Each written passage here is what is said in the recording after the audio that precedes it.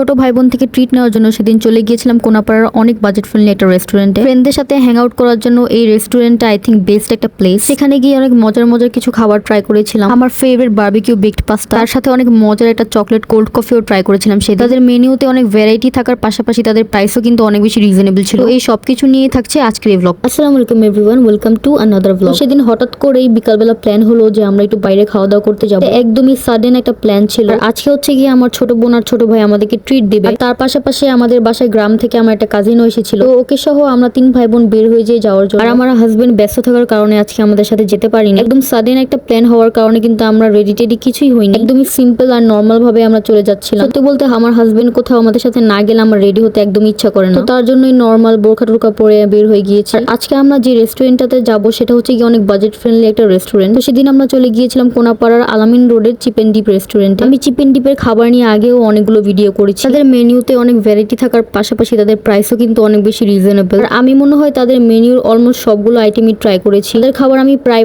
বাসায় অর্ডার করেও খাই। আমার কাছে মনে হয় যে স্টুডেন্ট আপু আর ভাইয়েরা যদি ফ্রেন্ডদের সাথে হ্যাং আউট করতে চায় তাহলে তারা কিন্তু এখানে এসে পড়তে পারে। আই মিন ফ্রেন্ডদের সাথে হ্যাং আউট করার জন্য আই থিঙ্ক এই রেস্টুরেন্টটা বেস্ট একটা প্লেস। সেদিন আমরা যখন গিয়েছিলাম রেস্টুরেন্টটা অলমোস্ট খালি ছিল। আমাদের পাশাপাশি সেখানে একটা জাস্ট ফ্রেন্ড গ্রুপ ছিল, তারাও এখানে হ্যাং আউট করতে এসেছিল। যাই হোক, তো তারপর আমরা খাবার অর্ডার করে দিই। সেদিন খাবার আসতেও কিন্তু অতটা সময় লাগেনি। আমরা খাবার অর্ডার করার কিছুক্ষণের মধ্যে খাবারটা এসে পড়েছিল। আমরা অর্ডার করেছিলাম তাদের চিকেন চিজ পিৎজা, আমার মোস্ট ফেভারিট তাদের বারবিকিউ বেকড পাস্তাটা, সাথে তাদের চকলেট কোল্ড কফিটা। গরম গরম থাকার কারণে পিৎজাটা চিজ পুলটা অনেক বেশি সুন্দর এসেছিল। আর ফ্রেশলি বেকড এই পিৎজাটা টেস্টও কিন্তু অনেক বেশি ভালো ছিল। তো ফার্স্টে আমার ছোট ভাই হচ্ছে কি একটা স্লাইস নিয়ে ট্রাই করে। ওর কাছেও কিন্তু পিৎজাটার টেস্ট অনেক বেশি ভালো লেগেছিল। রিজনেবল প্রাইসের মধ্যে এই পিৎজাটার টেস্ট অনেক বেশি ভালো লেগেছে আমার কাছে মেনলি ভালো লেগেছে কারণ এই পিৎজাটার ক্রাস্টটা অতটা মোটা ছিল না। বেসিক্যালি এটার ক্রাস্ট, টপিং আর চিজ সবকিছুর কোয়ালিটি আমার কাছে ভালো লেগেছে। লাস্ট টাইম যখন বাসায় কোল্ড কফি অর্ডার করেছিলাম তখন বরফগুলো সব গলে যাওয়ার কারণে কিন্তু টেস্টটা নষ্ট হয়ে গিয়েছিল। কিন্তু সেদিন কফিটা অনেক বেশি টেস্টি ছিল। প্লাস সেদিন তারা কফিটা একটু ঠিক রেখেছিল যার কারণে আরো বেশি টেস্টি লাগছিল খেতে। আর আমার মোস্ট ফেভারিট পাস্তার কথা আর কি বলবো, এটা তো আমার কাছে সবসময় অনেক বেশি মজা লাগে। তাদের মেনুতে আই থিঙ্ক এই পাস্তাটাই আমার সবচেয়ে বেশি ফেভারিট খাবার। আর সেদিন এটার টেস্ট এত বেশি ভালো লাগছিল, গরম গরম থাকার কারণে টেস্টটা আরো বেশি ইনহ্যান্স হয়ে গিয়েছিল। টপিংস, উপরে চিজ এবং সবকিছু মিলে এটা টেস্ট ছিল একদম 10 on 10। যাই হোক, তো আমরা সবাই মিলে খাওয়া দাওয়া শেষ করি এবং হয়তো সেদিন আমাদের লাক ভালো ছিল, বাট প্রত্যেকটা খাবারেরই টেস্ট আমাদের সবার কাছে ভালো লেগেছে। যাই হোক, তো খাওয়া শেষ করে আমরা সেখানে দেরি করিনি, সাথে সাথে বের হয়ে যেয়ে বাসায় যাওয়ার জন্য। আর সেদিনের আকাশ দেখে মনে হচ্ছিল যে তখনই বৃষ্টি নেমে আসবে, তাই আমরা আরো দেরি করিনি, সাথে সাথে বাসার জন্য রওনা হয়ে যাই। তো আজকের ব্লগটি এই পর্যন্তই। Thank you so much for watching. দেখা হবে নেক্সট কোনো ব্লগে। ততক্ষণ পর্যন্ত আল্লাহ হাফেজ।